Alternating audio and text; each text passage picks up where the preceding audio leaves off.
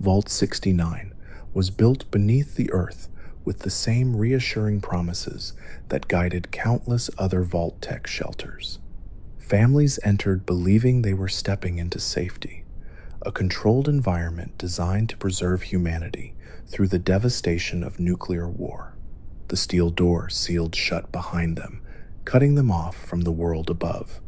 What the residents did not know was that Vault 69 was never intended to be a normal refuge.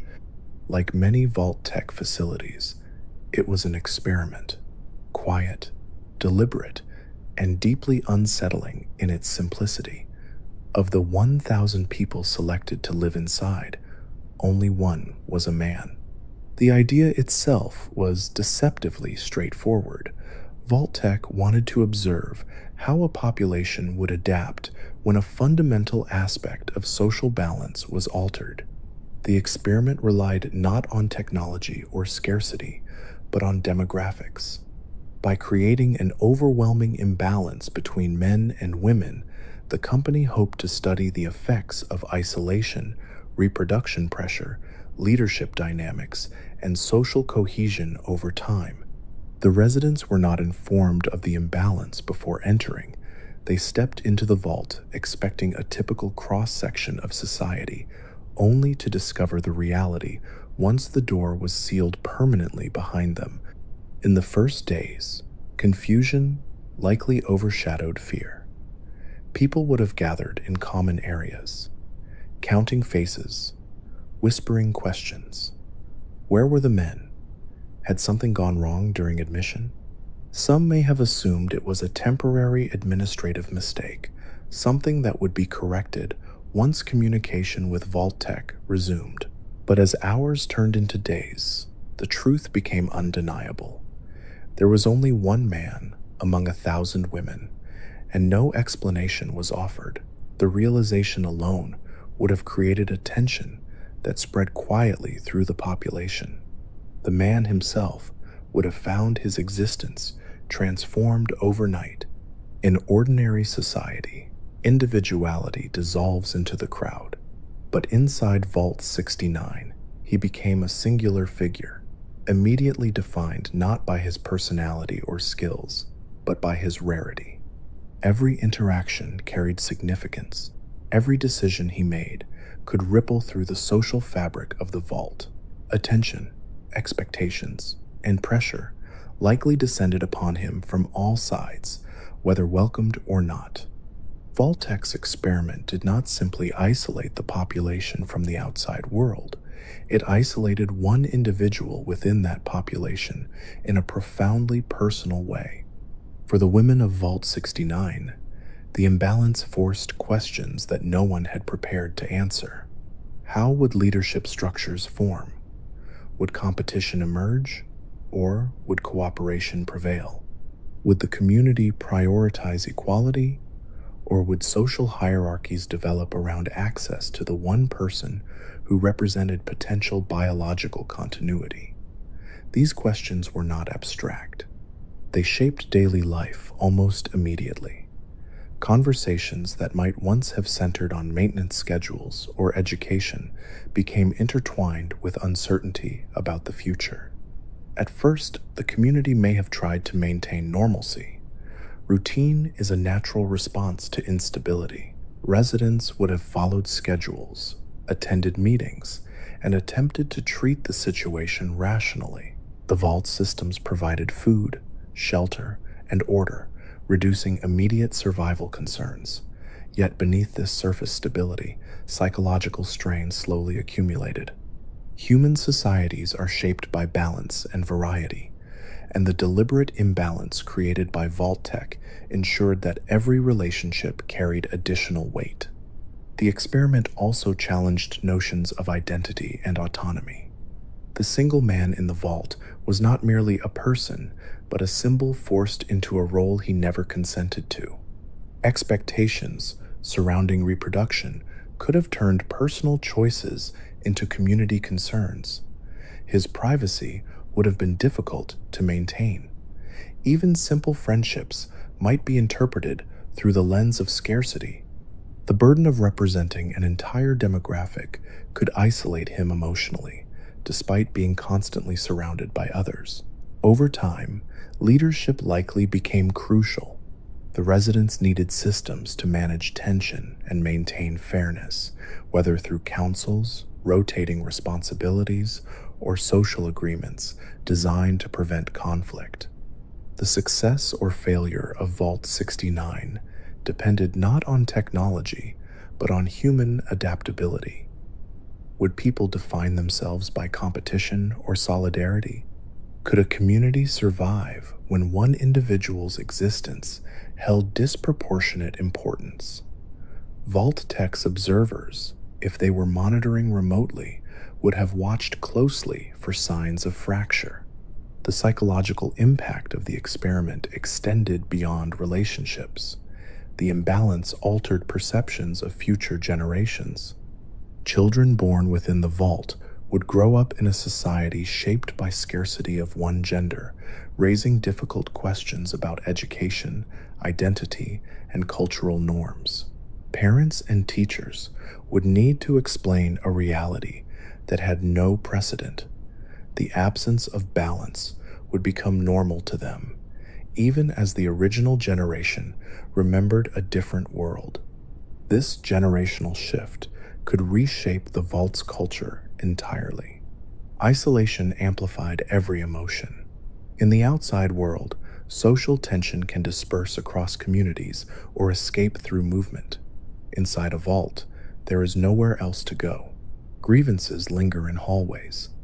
Rumors circulate endlessly. Small conflicts can grow larger simply because people cannot leave them behind.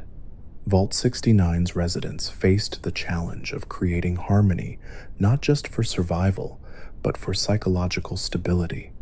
Every decision carried long-term consequences because the population was closed and permanent.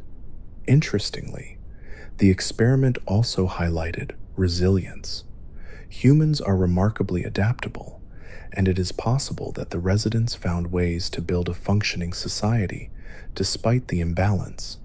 Cooperation might have emerged as a necessity, emphasizing collective well-being over personal competition. Shared responsibility could have softened tensions, creating a culture focused on preservation rather than conflict. Vault-Tech's predictions may have underestimated the capacity for empathy and organization within a community forced to confront unusual circumstances. Yet even in a relatively stable scenario, underlying stress would remain. The single man's health and well-being would become matters of collective concern. Illness, injury, or aging could threaten the vault's long-term plans. This dependency introduced vulnerability unlike anything found in ordinary populations. Safeguarding one individual might become an institutional priority, reinforcing his symbolic role while further limiting his autonomy. The experiment blurred the line between person and resource, raising ethical questions about how far a community should go to preserve itself. As years passed, the original shock of the imbalance may have faded, replaced by routines shaped around it. Cultural norms unique to Vault 69 would emerge.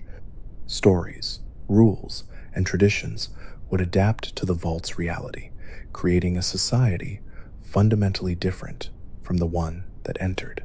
The experiment's true power lay not in immediate reaction, but in long-term evolution. Vault-Tech wanted to see how social structures would transform when fundamental assumptions about population balance were removed. Unlike vaults defined by technological hazards or violent conflict, Vault 69's horror is subtle. There are no malfunctioning machines or toxins in the air. The threat comes from psychological pressure and social complexity. The experiment forced residents to navigate questions of fairness, agency, and identity without guidance. It revealed how deeply human behavior is shaped by demographics, and how quickly ordinary life can become complicated when balance is disrupted intentionally. The silence surrounding the experiment adds another layer of unease. Vault-Tec provided no explanation, no ethical framework, and no support beyond basic survival systems. Residents were left to interpret their circumstances alone, creating narratives to make sense of what had happened. Some may have believed it was a mistake.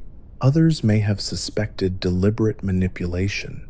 The lack of answers itself became part of the experiment, testing how people respond when confronted with inexplicable realities. For outsiders learning about Vault 69 centuries later, the Vault stands as one of the clearest examples of Vault-Tec's willingness to treat human lives as variables in a social equation. The company did not need complex technology to create stress. It only needed to alter one foundational element of society and observe what followed.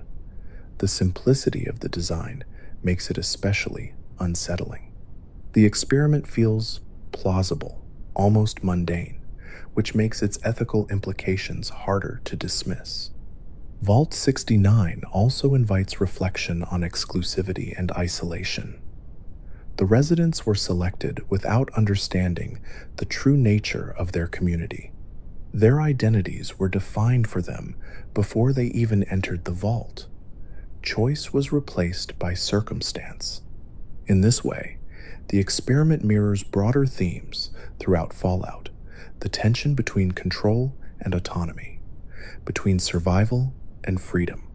As decades turned into generations, the original purpose of the experiment likely became less important than the lives people built within it. Individuals formed friendships, raised families, and created meaning despite the imbalance imposed upon them. This resilience highlights a recurring truth within the wasteland. Human beings adapt even when systems are designed against them. The vault may have begun as a sociological test, but it became a home shaped by those forced to live there. In the quiet corridors of Vault 69, the legacy of the experiment lingers not as dramatic destruction, but as questions left unanswered. Did the community thrive or fracture? Did cooperation prevail over competition?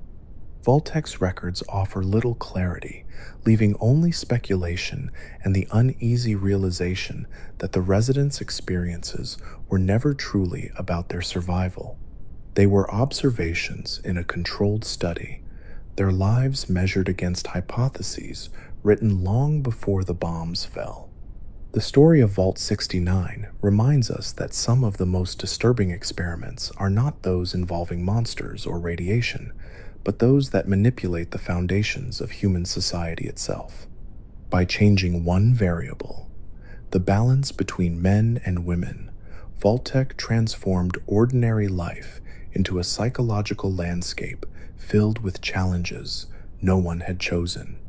The Vault's residents were not defined by violence or technological failure, but by the quiet weight of expectation and scarcity.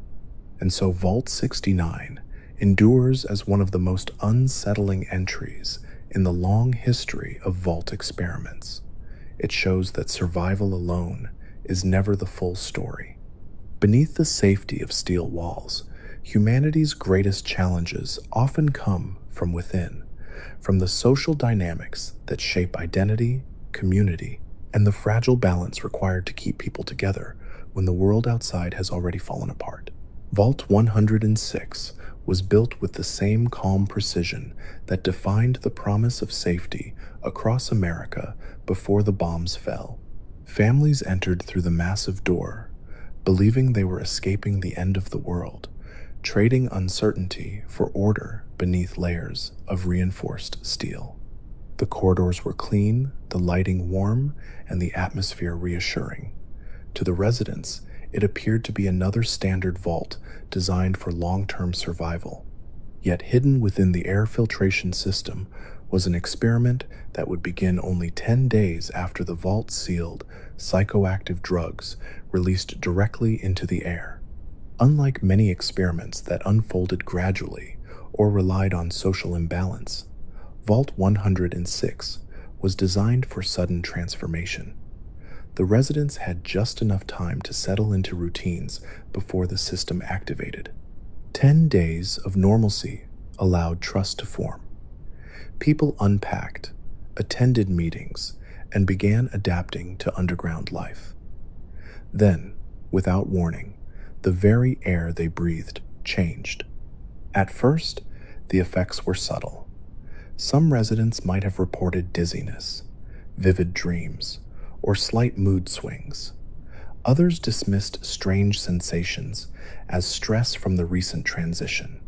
The vault environment was already unfamiliar, and mild discomfort seemed understandable. But as the drugs continued circulating, the symptoms intensified. Colors felt sharper, sounds echoed strangely, and thoughts became harder to organize. Conversations drifted into confusion, sleep patterns disrupted. The community began to realize something was wrong, but no one understood the source. The experiment's cruelty lay in invisibility. Residents could not see or avoid the drugged air. It surrounded them constantly, entering their bodies with every breath. Unlike visible threats, there was no clear enemy to fight or system to repair. The vault itself, the place meant to preserve life, had become the instrument of psychological instability. Trust in the environment shattered quickly as paranoia took hold. Hallucinations became increasingly common. Some residents reported hearing voices in empty corridors. Others saw figures moving at the edges of their vision or felt convinced that companions were hiding secrets. The drugs blurred the boundaries between reality and imagination, turning ordinary interactions into potential sources of fear. Relationships strained as misunderstandings multiplied. A simple disagreement could spiral into suspicion when perception itself was unreliable. Leadership struggled to respond. Overseers and medical staff attempted to reassure residents, but they too were exposed to the same chemicals. Decision-making became erratic. Instructions contradicted one another. Emergency meetings dissolved into arguments or confusion. Without clear authority, the social structure that held the community together began to fracture. Vault-Tech's experiment tested not just individual psychology, but collective trust under chemical influence. As days turned into weeks, paranoia spread like a second infection. Residents questioned their own memories. Some believed they were being watched or manipulated. Others withdrew entirely, hiding in quarters to escape perceived threats. The vault's once orderly corridors transformed into a maze of uncertainty where no one could be sure what was real. The drugs amplified existing fears, turning minor anxieties into overwhelming obsessions. The physical environment of Vault 106 reflected this growing instability. Maintenance tasks were neglected as residents struggled with concentration. Lighting systems flickered unnoticed. Walls gathered graffiti, fragmented messages written by people trying to make sense of their experiences. Some notes warned of conspiracies. Others pleaded for help. The vault became a visual record of minds unraveling under invisible pressure. One of the most devastating aspects of the experiment was its impact on memory. Psychoactive substances can distort not only perception, but recollection, making it difficult for individuals to trust their own experiences. Residents may have struggled to remember conversations accurately, fueling accusations and confusion. Friendships deteriorated as people argued over events that each remembered differently. In this environment, objective truth became nearly impossible to establish. Generational effects were unlikely to emerge fully, as the intensity of the experiment may have prevented long-term stability. However, In the early stages, younger residents might have adapted differently than adults, interpreting hallucinations through imagination rather than fear. This contrast could create additional strain as parents struggled to protect children while battling their own distorted perceptions. Vault-Tech's motivation for the experiment appears rooted in understanding how prolonged exposure to mind-altering substances affects social cohesion. Could a population maintain order when perception itself became unreliable? Would communities develop new norms to accommodate altered reality, or collapse under paranoia?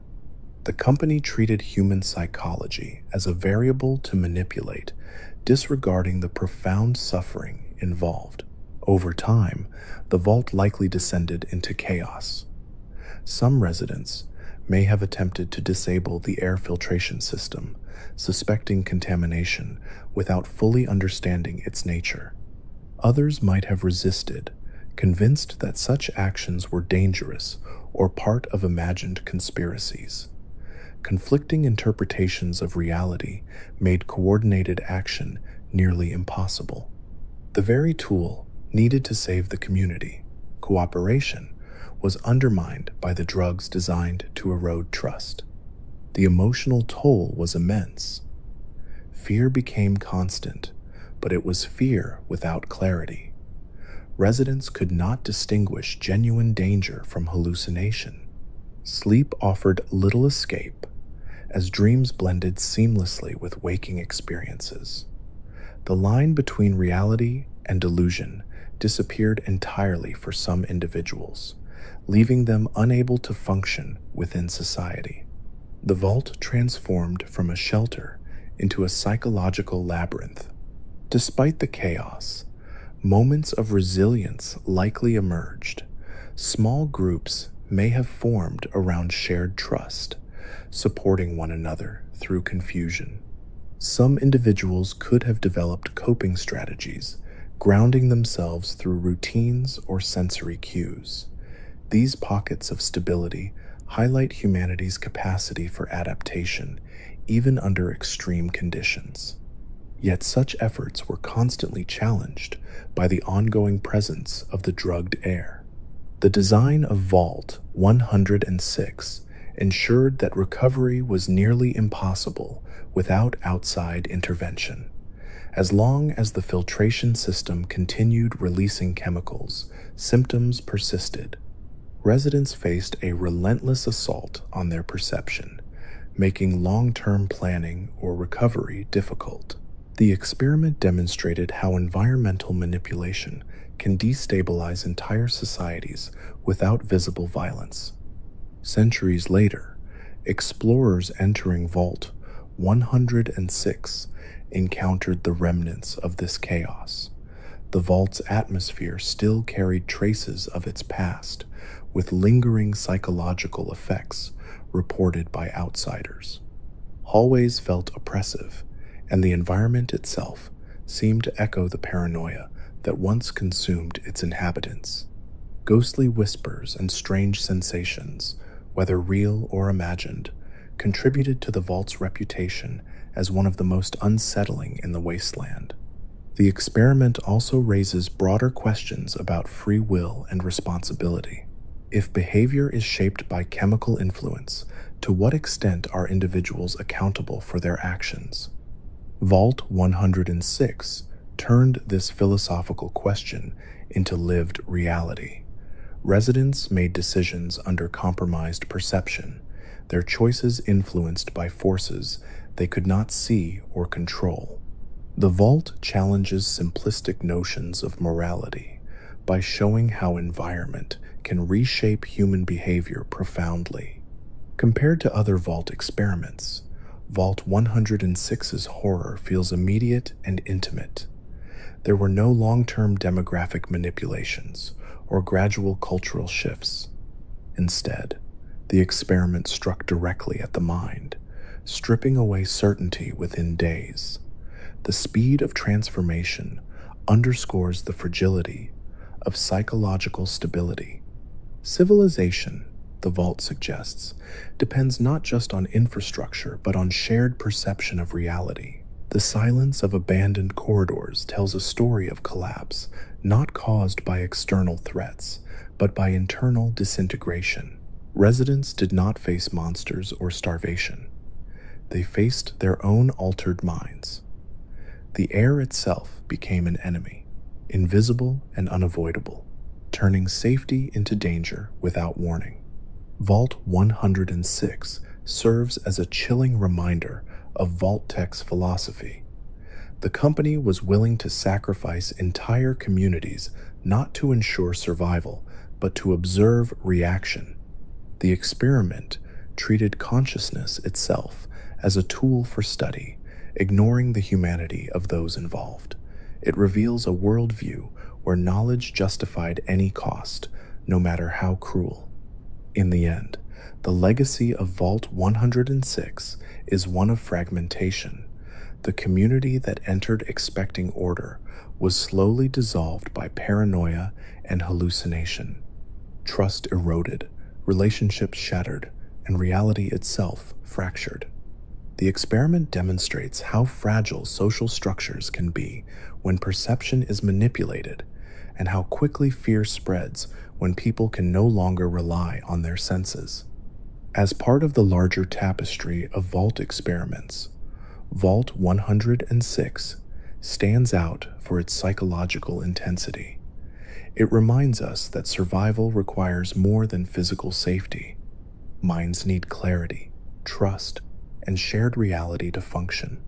Remove those, and even the strongest communities can unravel. And so, deep beneath the wasteland, Vault 106 remains a place defined by the air that changed everything. Its walls hold echoes of voices unsure whether they were real, of footsteps taken in fear of imagined threats, of people trying desperately to hold on to reality as it slipped away. It stands as one of the most haunting reminders that in the world of Fallout, the greatest dangers are not always seen.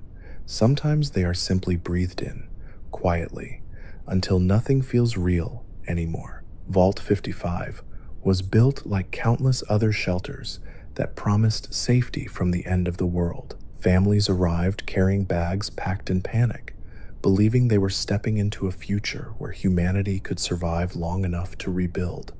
The vault door closed with a reassuring finality, sealing the residents away from fire, radiation, and the chaos of the surface. Everything appeared normal. The lights worked. The air was clean. Supplies were stocked. Yet hidden within the vault's design was an absence so simple that it almost seemed harmless. Every entertainment tape had been removed. At first, the omission likely went unnoticed. The early days in any vault were filled with orientation, settling in, and adapting to life underground. Residents learned new schedules, attended safety briefings, and organized living spaces. The urgency of survival overshadowed smaller inconveniences. But as routines stabilized and time stretched endlessly before them, people began searching for distraction. Movies, music archives, comedy recordings, documentaries, the small pieces of culture that helped pass time in ordinary life were nowhere to be found. The realization spread slowly. Residents checked storage rooms and communal centers, expecting someone had misplaced the collections. Technicians searched inventory logs. Administrators contacted Vault-Tec systems, only to receive silence. Eventually, the truth became clear. There was no entertainment media at all. No recorded stories, no performances, no music libraries beyond whatever individuals carried in memory. The vault had been intentionally stripped of one of humanity's oldest comforts. Vault-Tec's experiment was deceptively simple. The company wanted to observe how a population would behave when deprived of passive entertainment during long-term isolation. Entertainment had always served as more than distraction. It provided emotional release, cultural continuity, and shared identity. By removing it completely, Vault-Tec created a social vacuum. The residents were forced to confront boredom, stress, and each other without the buffer of media designed to ease psychological strain. In the beginning, the community likely adapted with optimism. People organized live activities, storytelling sessions, music performances, games invented on the spot. Human creativity filled the initial gap. Residents with artistic talents became central figures, offering songs and performances to keep spirits high. Children played imaginary games. Adults gathered to share memories of movies or music from before the war, recreating them through conversation. The absence of entertainment may even have strengthened social bonds at first, encouraging direct interaction rather than passive consumption. But time in a vault moves differently than time on the surface. Days blur together beneath artificial lights. The novelty of improvisation fades. Stories repeated too often lose their spark. Without new material, creativity begins to recycle itself. The same songs echo again and again. The same jokes lose their laughter. What once felt communal starts to feel repetitive, and repetition gradually transforms into monotony. Boredom is often underestimated as a psychological stressor. It does not arrive dramatically, but accumulates quietly, eroding patience and motivation. In Vault 55, boredom became unavoidable. Residents had nowhere to escape and no outside world to explore. The lack of entertainment removed a key coping mechanism, leaving people with long stretches of unstructured mental space. Conversations that once felt engaging might begin to feel exhausting. Small annoyances grew larger, simply because there was little else to focus on. Leadership within the vault faced growing challenges.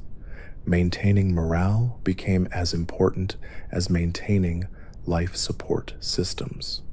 Community organizers likely attempted to create new traditions, educational programs, competitions, collaborative projects, anything to keep minds occupied.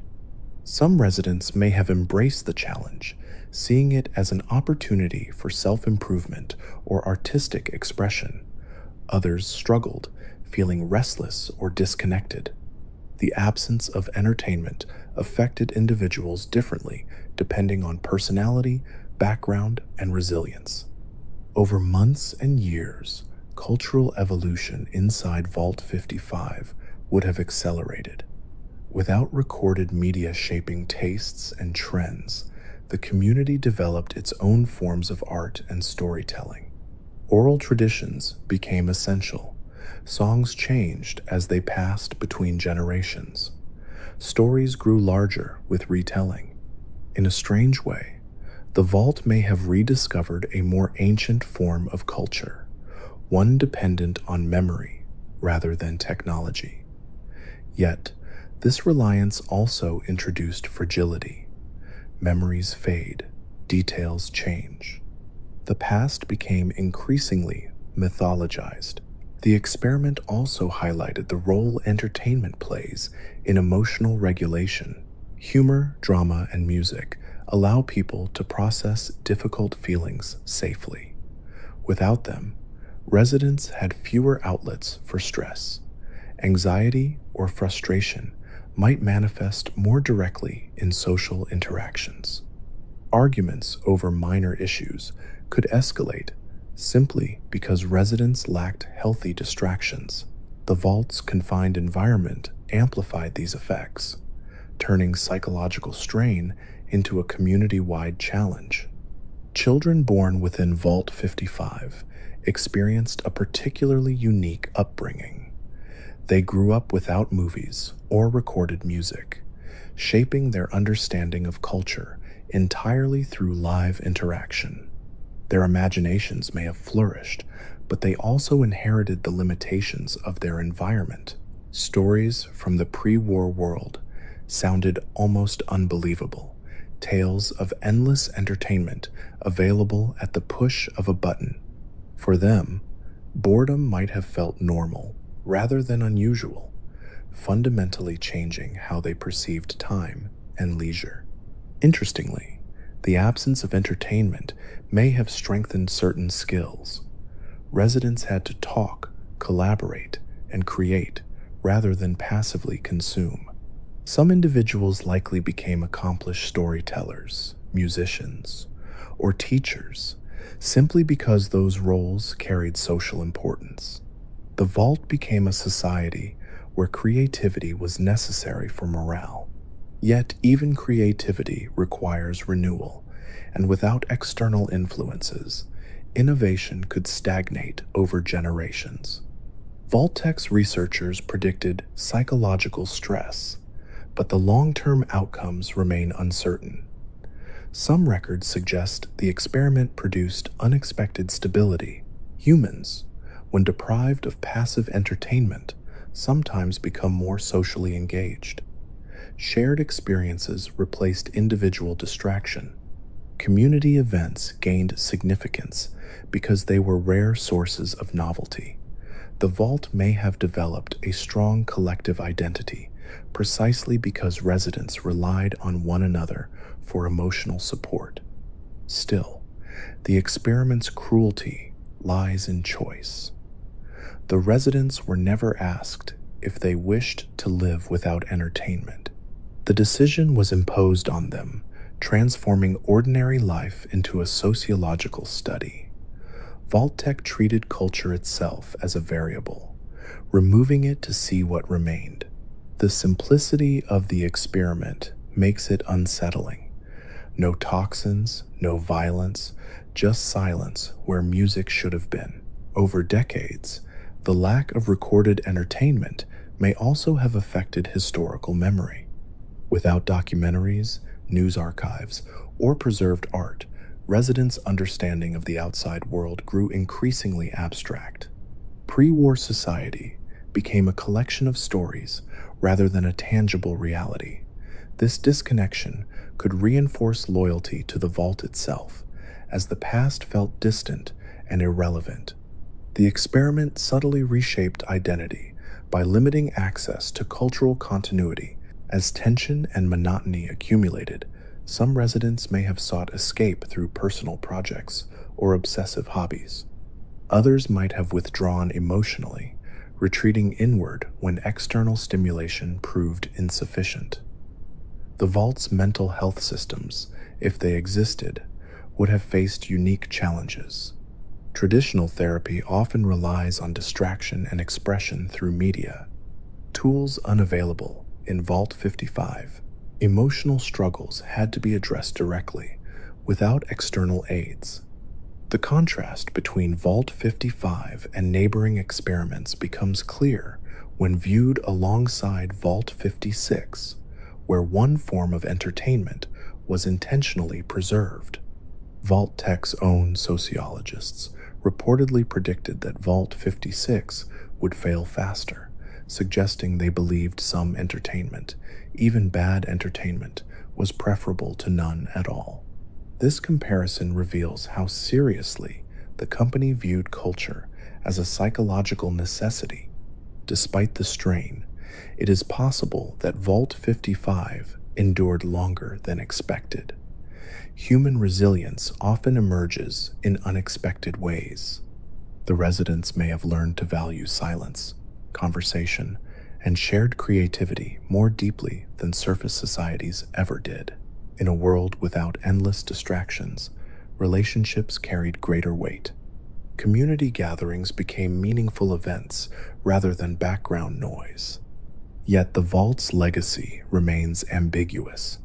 Was it a success because people adapted, or a failure because they were forced to endure unnecessary hardship? The answer depends on perspective. For Vault-Tec, data mattered more than well-being.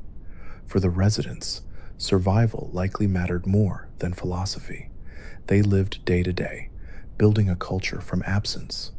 Explorers, who later uncovered records of Vault 55, would see it as one of the quieter but more unsettling experiments.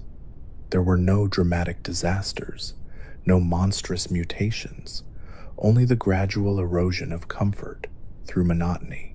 The silence of the vault itself becomes symbolic, corridors echoing without music, communal rooms filled with conversation instead of screens, an entire society shaped by what it did not have. Vault 55 stands as a reminder that entertainment is not trivial. Stories, songs, and performances help people process time, emotion, and identity. Removing them reveals how deeply culture supports psychological stability. The experiment shows that survival requires more than food and air. People need meaning, distraction, and imagination to endure long periods of isolation. In the end, Vault 55's story is less about catastrophe and more about endurance. The residents were not destroyed by violence or technology, but challenged by emptiness. They learned to fill silence with their own voices, creating a culture from memory and necessity. Whether that culture flourished or faded remains uncertain, but its existence proves that humanity adapts even when stripped of comforts once considered essential. And so Vault 55 remains one of the most quietly haunting vault experiments in the Fallout universe. It demonstrates that sometimes the most profound stress comes not from what is imposed, but from what is taken away. In the endless quiet of underground halls, the residents discovered that silence itself can be an experiment, one that tests not just survival, but the human need for stories to make sense of the darkness. Vault 56 was designed as a companion experiment to Vault 55, built on the same unsettling question about how human beings endure long-term isolation without cultural relief. But where Vault 55 removed all entertainment entirely, Vault 56 introduced a cruel twist. Every entertainment tape was removed except those featuring one particularly bad comic actor. Vault-Tec's sociologists predicted that this vault would fail faster than the one with no entertainment at all. Their reasoning was simple. Complete silence might force creativity and adaptation. Endless exposure to something universally disliked, however, could wear down even the strongest community. The residents of Vault 56 entered, believing they were stepping into an ordinary shelter. Families settled into living quarters, technicians monitored systems, and leaders organized schedules just as they did in countless other vaults. During the initial days, there was little reason for alarm. The vault was functional, stocked with supplies, and equipped with media systems meant to provide entertainment during the long years underground. Only when residents gathered to relax did they discover the truth. Every tape in the archive featured the same performer, repeating the same jokes, the same awkward timing, the same overacted expressions. At first, the situation may have seemed almost humorous. People laughed at the absurdity. Surely there had been a mistake. Technicians searched storage rooms and inventory logs, convinced that the real media library had been misplaced. But as days passed, it became clear that the vault's entertainment selection was intentional. There was no alternative. Movies, music, documentaries, all replaced with endless recordings of one actor whose performances seemed designed to irritate rather than amuse. The experiment's cruelty lay in repetition. Entertainment is supposed to offer variety, emotional range, and escape. Vault 56 offered only monotony disguised as relief. Residents seeking a moment of relaxation found themselves returning to the same awkward punchlines and exaggerated performances again and again. The tapes played in communal areas, private rooms, and training centers, becoming an unavoidable backdrop to daily life. What began as annoyance slowly evolved into psychological strain. In the early months, the community likely responded with creativity. Residents organized live performances, storytelling circles, and games to reduce reliance on the vault's official media. Humor emerged from mocking the actors' routines, turning frustration into a shared joke. Imitations and parodies might have spread through the vault, temporarily transforming irritation into bonding. For a time, the experiment may have strengthened social cohesion as residents united in collective disbelief over their situation. But repetition has a way of eroding resilience. Over time, even ironic enjoyment fades. The same jokes repeated endlessly begin to feel oppressive. Conversations returned repeatedly to complaints about the tapes. Some residents may have developed strong emotional reactions, avoiding communal areas to escape the constant exposure. Others might have played the tapes compulsively, either out of habit or resignation. The vault's soundscape became defined by voices and laughter that no longer felt funny. Vault-Tec sociologists believed bad entertainment could be worse than none because it reminded residents constantly of what they lacked. In Vault 55, silence left room for imagination. In Vault 56, the constant presence of one actor crowded out creativity. Instead of building new stories, residents were forced to react to the same material repeatedly. The experiment transformed entertainment into a source of stress rather than relief, testing how long people could endure irritation without rebellion. The psychological effects varied from person to person. Some residents likely developed coping mechanisms, tuning out the performances entirely. Others may have become obsessed, memorizing routines and analyzing every line simply because there was nothing else to focus on. Children born inside the vault grew up hearing the same jokes their parents hated, creating generational tension. What older residents viewed as unbearable, younger ones might have accepted as normal, shaping a culture divided by perspective. Leadership within Vault 56 faced unique challenges. Morale management became central to survival. Administrators tried to encourage non-media activities, emphasizing education, craftsmanship, and collaborative projects. Yet entertainment tapes remained a powerful influence simply because they were always available. Even residents who avoided them could not escape hearing snippets through walls or hallways. The actor's voice became a symbol of confinement itself, a reminder that the vault controlled even leisure. Over time, social dynamics may have shifted around attitudes toward the tapes. Some residents embraced them ironically, forming fan clubs or hosting communal watch sessions as acts of resilience. Others rejected them completely, viewing any engagement as surrender to the experiment. These differences could create subtle divisions within the community, transforming personal taste into cultural identity. Vault-Tec had effectively turned entertainment into a social fault line. The experiment also raises deeper questions about taste and perception. Was the actor truly terrible, or did repetition make his performances unbearable? Humor often depends on novelty and context. A mediocre joke might feel harmless once but infuriating after hundreds of repetitions. Vault 56 demonstrated how even neutral material can become oppressive when variety is removed. The vault residents were not merely reacting to bad comedy, they were reacting to the absence of choice.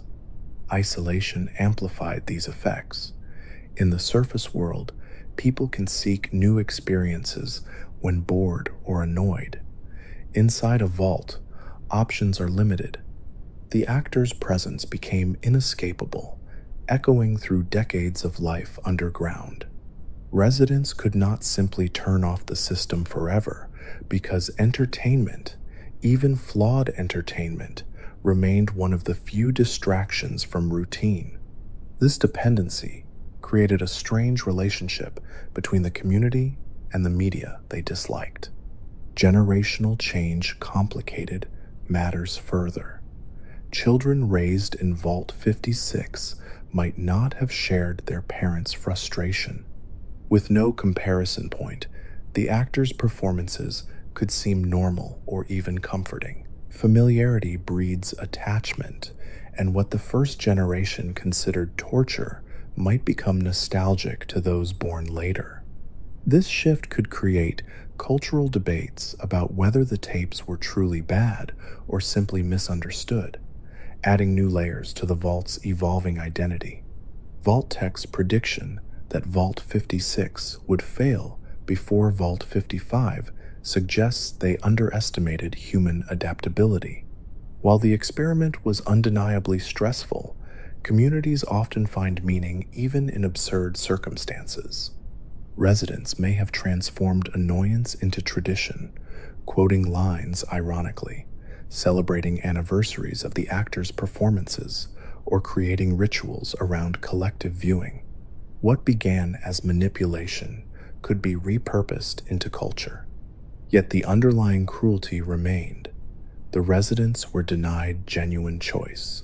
Their leisure, emotions, and even humor were controlled by decisions made before they entered the vault.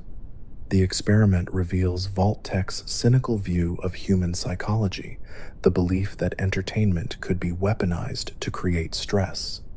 Instead of preserving morale, the company intentionally undermined it, treating boredom and irritation as data points. As years passed, the Vault's archives became symbols of both resilience and frustration. The tapes aged, equipment required maintenance, and technicians faced the ironic task of preserving media many wished would disappear. The actor's voice endured through repairs and replacements, reinforcing the sense that the joke itself was endless. In a vault designed for long-term survival, the experiment effectively asked whether annoyance could become a form of psychological pressure as powerful as scarcity or fear. For explorers discovering Vault 56 centuries later, the experiment appears almost comedic at first glance. Compared to vaults filled with violence or technological horror, a vault filled with bad comedy seems harmless, yet this initial reaction mirrors the trap set for its residents. The true impact lies in duration.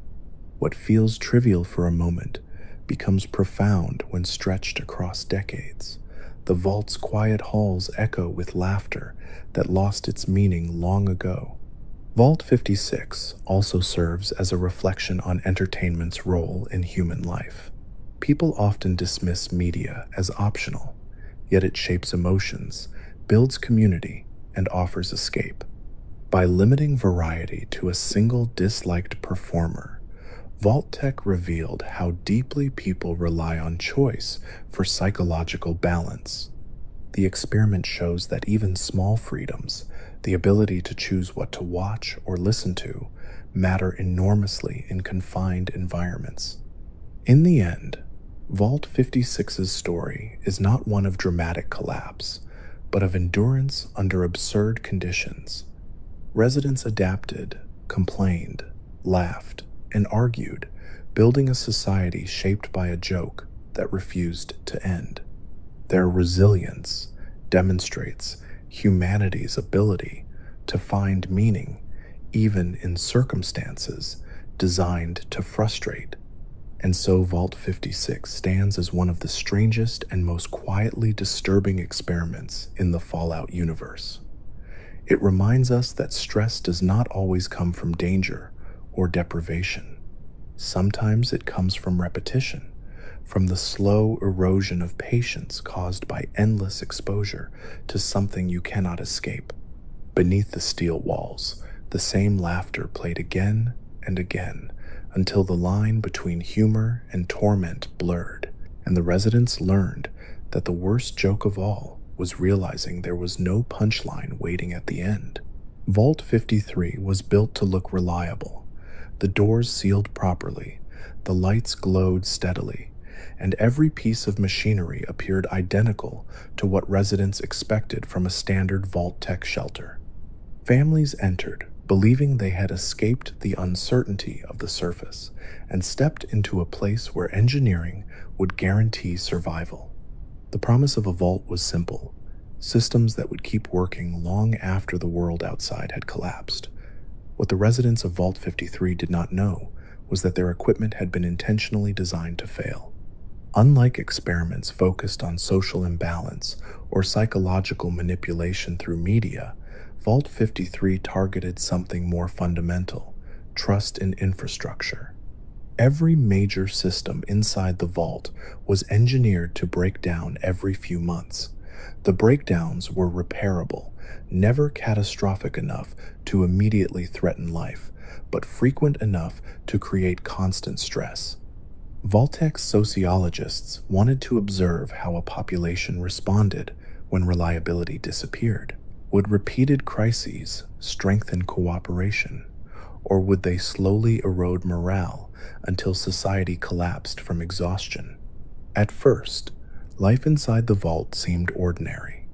Residents settled into routines, attended orientations, and learned how to maintain systems that kept them alive. The early months likely felt reassuring. The air filtration hummed quietly, water pumps functioned as expected, and food processors delivered predictable meals. People began to believe that, despite losing the world above, their new home would remain stable. Then the first breakdown occurred. Perhaps it was a malfunctioning water pump or a short circuit that plunged part of the vault into darkness. Technicians rushed to repair the issue, and leadership reassured everyone that mechanical failures were normal. The problem was fixed, and life resumed. The incident became a story told over dinner, an inconvenience rather than a crisis. But then another system failed, and another, each one arriving just as residents began to relax again. The pattern soon became impossible to ignore. Equipment did not simply age or wear out naturally, it seemed almost destined to fail.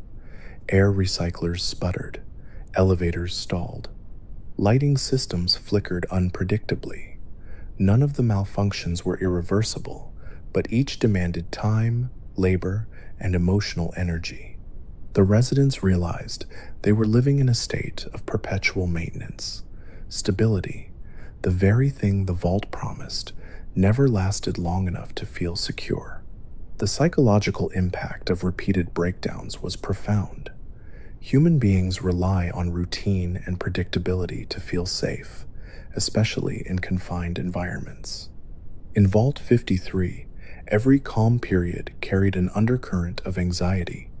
Residents began wondering what would fail next and when. The sound of machinery became unsettling rather than comforting. A strange noise in the wall could signal another disruption, another sleepless night of repairs. Trust in the environment slowly eroded. Technicians and engineers quickly became central figures within the community. Their skills determined how quickly systems could be restored, placing them under constant pressure. They worked long hours diagnosing issues that seemed endless. Over time, burnout likely became a serious concern. Even highly trained individuals struggle when problems never truly end. The experiment transformed maintenance from a job into a survival state, testing the limits of endurance. Leadership faced difficult choices. Resources had to be allocated carefully, balancing immediate repairs against long-term sustainability. Some residents may have argued for strict rationing or stricter work schedules, while others resisted increased control. The recurring breakdowns created opportunities for conflict as blame shifted between technicians, administrators, and the systems themselves. Vault-Tec's design ensured that tension never fully dissipated because a new crisis always loomed. The social dynamics of Vault 53 likely reflected the stress of living in constant uncertainty. When systems fail repeatedly, people begin seeking patterns or explanations. Rumors may have spread that someone was sabotaging equipment, Suspicion could grow, even without evidence, fueled by frustration and fear. Small mistakes by maintenance crews might be magnified into accusations. The experiment did not need external threats. The environment itself generated enough tension, yet repeated crises also encouraged cooperation. Communities under pressure often develop strong bonds through shared problem solving. Residents rallied together during repairs, organizing support networks and helping maintain morale. Children growing up in the vault might have viewed breakdowns as normal challenges rather than disasters, adapting more easily than older generations. This resilience demonstrates humanity's ability to normalize even stressful conditions when they become routine. The constant need for repairs influenced culture itself. Educational programs likely prioritized engineering and technical skills, ensuring future generations could keep systems running. Artistic expression might have revolved around themes of repair, endurance, and improvisation. Humor could emerge from the absurd predictability of failure, jokes about betting on which system would break next. In this way, the experiment shaped identity through adversity. Over time, the emotional toll became harder to ignore. Even if no single breakdown caused catastrophe, the cumulative effect of endless small crises wore people down. Sleep disruption, chronic stress, and decision fatigue likely affected mental health. Residents might struggle to relax fully, knowing calm was temporary. The vault became a place where peace felt fragile, always one malfunction away from disruption. Vault-Tec's researchers aim to study how populations manage stress when challenges are solvable but relentless. Unlike experiments involving impossible dilemmas, Vault 53 offered hope with every breakdown. Systems could always be repaired. This design prevented despair from settling completely while ensuring stress never vanished. The experiment asked whether endurance alone could sustain society over decades. The moral implications are unsettling. Residents were not subjected to one dramatic tragedy, but to an endless series of manageable problems. The cruelty lay in repetition. By designing equipment to fail intentionally, Vault-Tec transformed ordinary life into a constant test of patience and adaptability. The experiment blurred the line between challenge and exploitation, turning survival into labor without end. As generations passed, the original promise of the vault may have faded into bitterness. Older residents remembered the expectation of safety, while younger generations accepted instability as normal. This cultural divide could shape values and priorities. Those raised in constant repair likely developed strong practical skills, but perhaps struggled to imagine true stability. The vault's identity became inseparable from maintenance itself. Interestingly, the experiment also revealed strengths. Communities that survive repeated stress often become resourceful and innovative. Residents might develop advanced repair techniques, repurpose materials creatively, and build strong support networks. The very challenges intended to strain them could foster resilience. Vault-Tec's data likely captured both conflict and cooperation, highlighting the complexity of human adaptation. The soundscape of Vault 53 reflected its condition. Clanging tools, alarm tones, and humming machinery formed a constant background. Silence may have felt unnatural, a brief pause before the next system failed. The vault's atmosphere was shaped by anticipation rather than calm. Even celebrations or quiet moments carried an awareness that interruptions were inevitable. Explorers who later encountered Vault 53 would see signs of this perpetual struggle.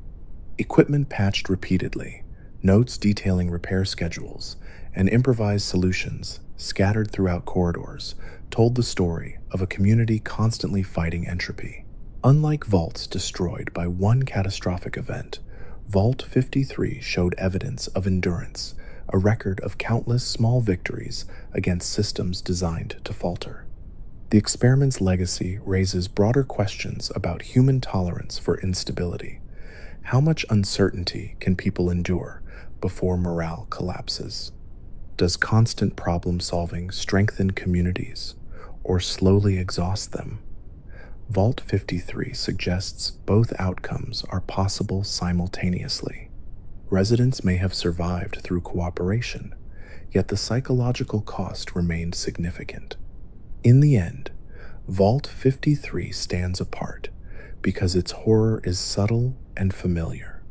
Unlike dramatic experiments involving monsters or toxins, its stress mirrors everyday frustrations amplified beyond reason.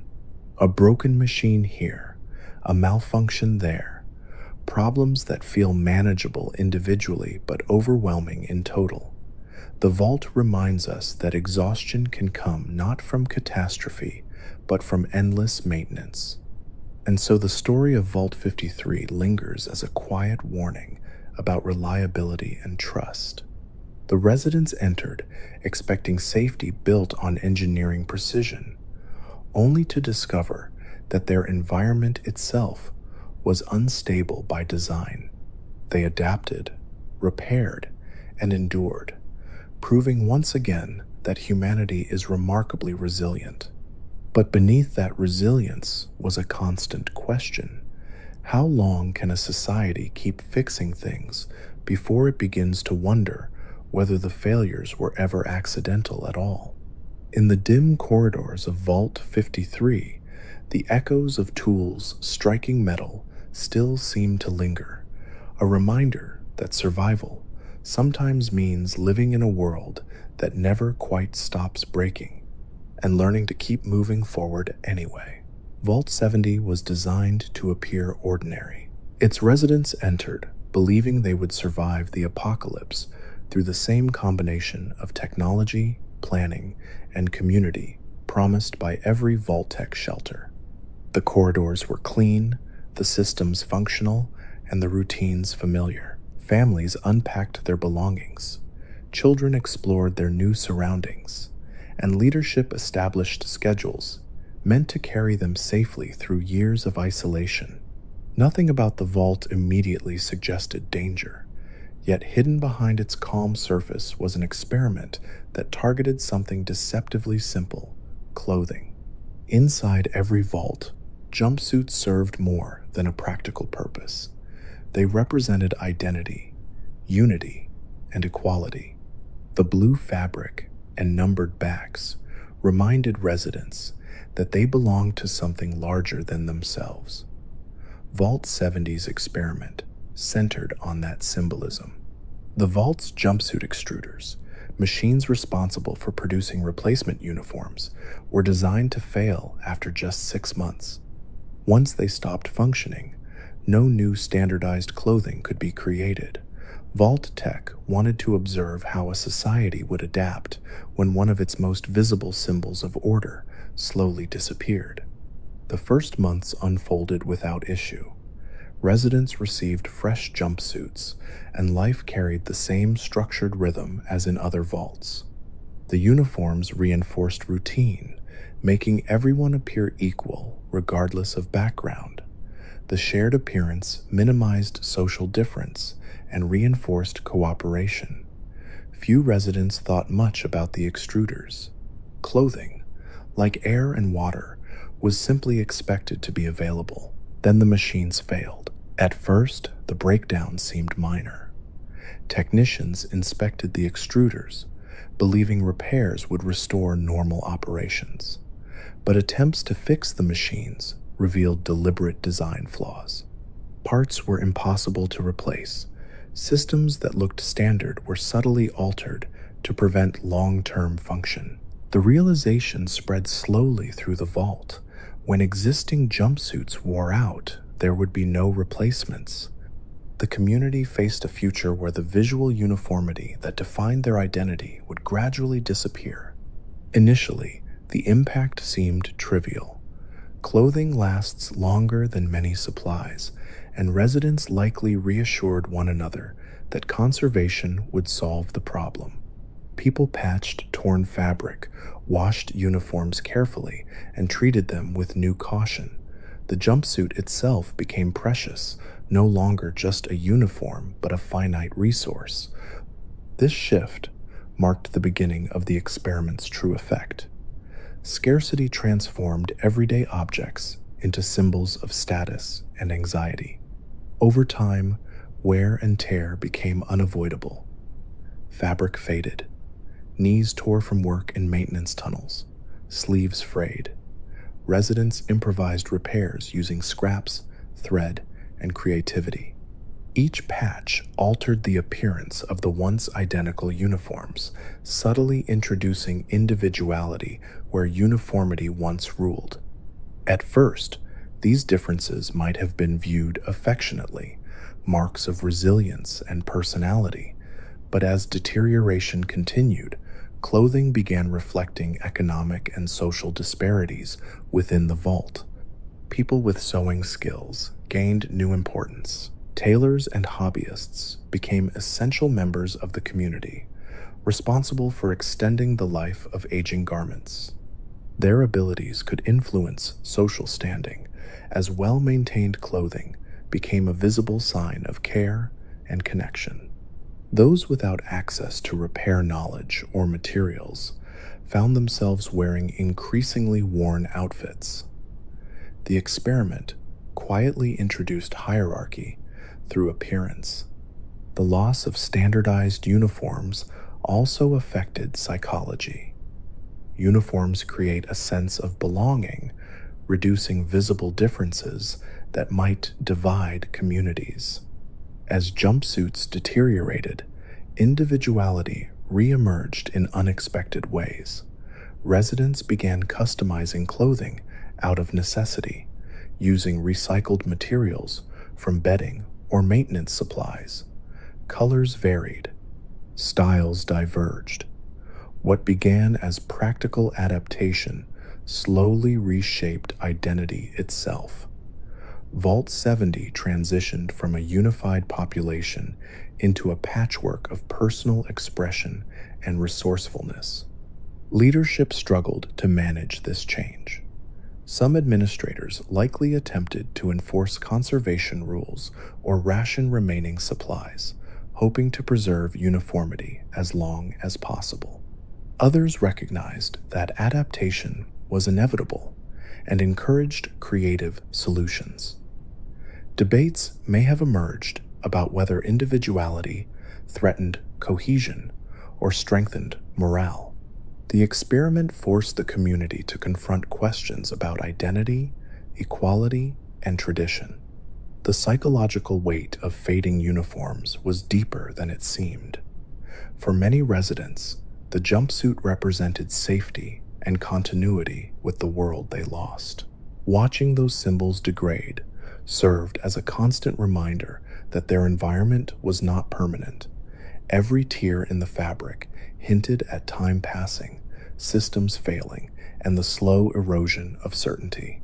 Clothing became a visible marker of decay, turning everyday life into a reminder of impermanence. Generational differences shaped the vault's evolution. Older residents remembered the pristine uniforms of the early days and viewed deterioration with nostalgia or frustration. Younger generations, born after the extruders failed, saw patched clothing as normal. They developed their own aesthetics and traditions, perhaps valuing creativity over conformity. This generational divide influenced culture, with clothing serving as both practical necessity and cultural expression.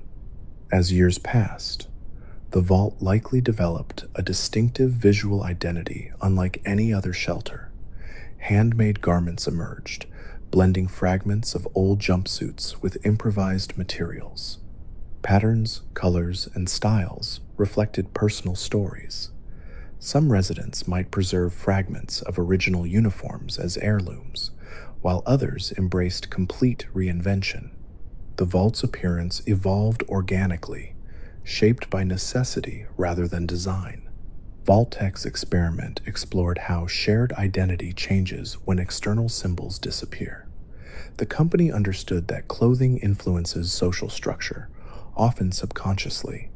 By removing the ability to maintain uniformity, Vault-Tech forced residents to renegotiate equality and belonging. Would individuality create division, or would it foster creativity and resilience? The experiment's simplicity masked its profound implications. Scarcity also introduced tension. Access to durable materials became important, potentially creating barter systems or informal economies. Those skilled in crafting or repair gained influence, while others relied on trade or favors. The vault's social dynamics shifted subtly, driven not by power struggles, but by practical needs. Clothing, once identical for all, became a reflection of resource distribution and personal networks. Despite the stress, the community likely found ways to adapt positively. Art and craftsmanship may have flourished as residents turned necessity into expression. Celebrations could involve showcasing handmade designs, transforming scarcity into creativity. Shared workshops encouraged collaboration, reinforcing community bonds. In this way, the experiment demonstrated humanity's ability to transform limitations into innovation. Yet the underlying cruelty remained clear. The residents were never informed that their uniforms would become finite. The gradual decay of clothing mirrored the gradual erosion of trust in the vault's systems. If something as basic as clothing production had been sabotaged, what else might fail? This uncertainty could deepen anxiety, challenging confidence in leadership and infrastructure. The vault's atmosphere reflected this slow transformation. Early years, defined by orderly rows of identical jumpsuits, gave way to colorful diversity and visible wear. Corridors once uniform became expressions of individuality. The change was not sudden but gradual, unfolding over decades until the original aesthetic existed only in memories and old photographs. Explorers discovering Vault 70 centuries later would immediately notice this visual history. Unlike other vaults frozen in time, Vault 70 would appear alive with variation, evidence of adaptation written into every piece of clothing left behind. Notes and logs might describe debates about tradition versus change, revealing how deeply residents cared about something outsiders might consider trivial. The experiment's deeper lesson lies in the connection between external symbols and internal identity. Uniforms can create unity, but they can also suppress individuality. When forced to abandon standardized appearance, residents of Vault 70 confronted who they were beyond the numbers printed on their backs. The vault became a study in cultural evolution, driven by necessity rather than ideology. In the broader context of vault experiments, Vault 70 stands out for its subtlety. There were no toxins, no violent manipulations, no impossible moral dilemmas.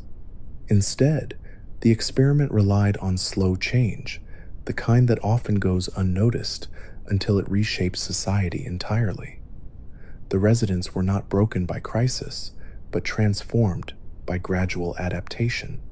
As decades passed, the meaning of the original jumpsuit likely shifted from practical clothing to sacred symbol. Fragments preserved in lockers or worn only during ceremonies could represent connection to the vault's founding generation.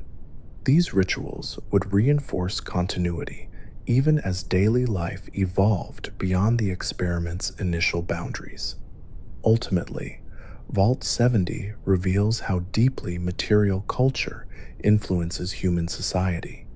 Clothing is not merely fabric, it communicates status, identity, and belonging. By removing the ability to reproduce a shared uniform, Vault-Tech forced residents to redefine community itself.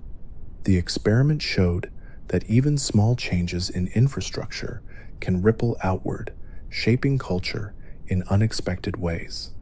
In the quiet halls of Vault 70, the story of faded fabric and careful stitching tells a larger truth about survival. The residents entered as identical figures dressed in blue, united by design.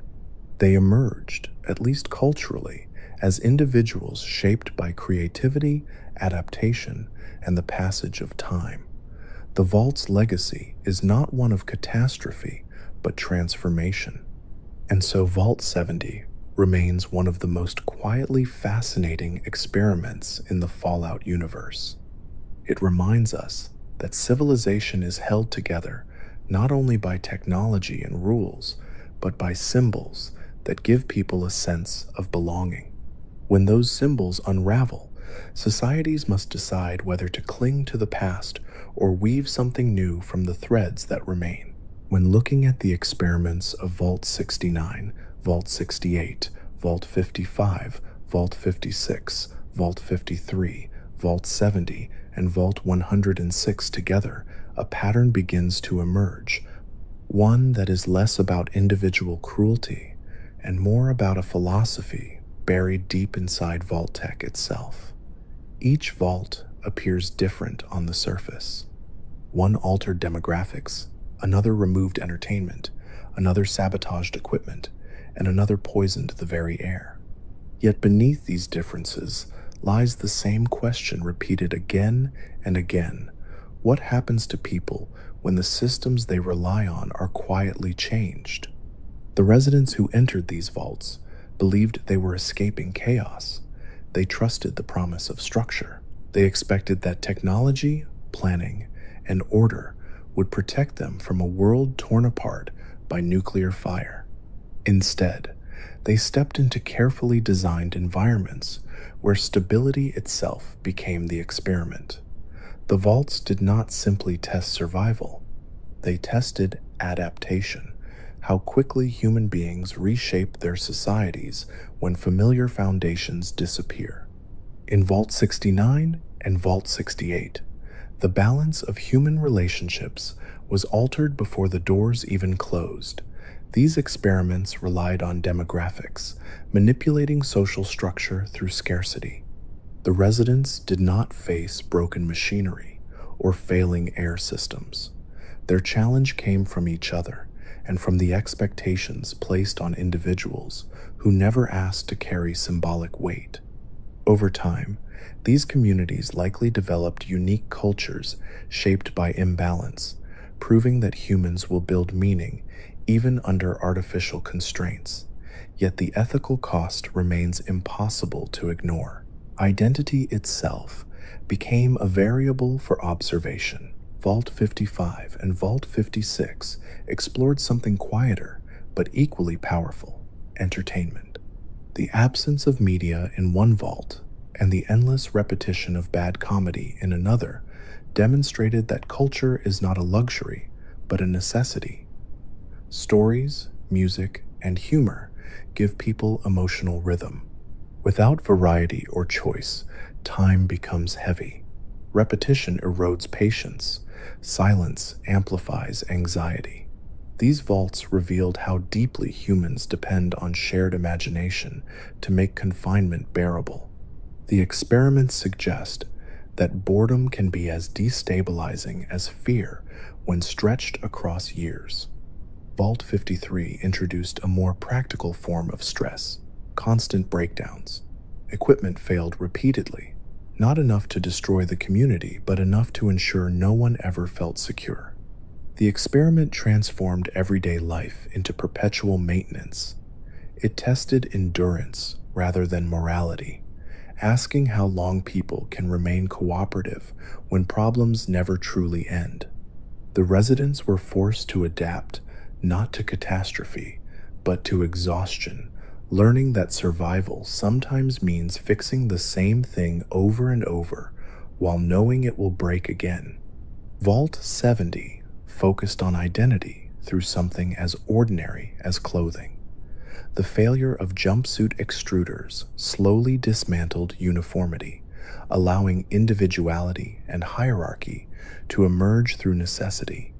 What began as a practical issue became cultural evolution. Residents patched, altered, and reinvented their appearance, proving that symbols matter deeply in shaping community. The vault demonstrated that even small disruptions can ripple outward, transforming social structure over generations. And then there was Vault 106, where the experiment attacked perception itself. Psychoactive drugs turned reality into uncertainty, fracturing trust and making cooperation almost impossible. The residents faced an enemy they could not see or escape. Their struggle highlights the fragility of shared reality, the invisible agreement that allows societies to function. When that agreement dissolves, even the strongest systems collapse inward. Together, these vaults reveal a chilling truth. Vault-Tec was not primarily interested in whether people could survive underground. The company wanted to know how flexible humanity could be when core assumptions were removed one by one. What happens when balance disappears, when culture is restricted, when systems fail constantly, when identity shifts, when reality itself becomes unstable? Each vault isolated one variable and observed the result. This pattern transforms how we understand the vaults. They were not isolated tragedies, but chapters in a larger study. Humanity, in Vault-Tec's view, was something to be measured rather than protected.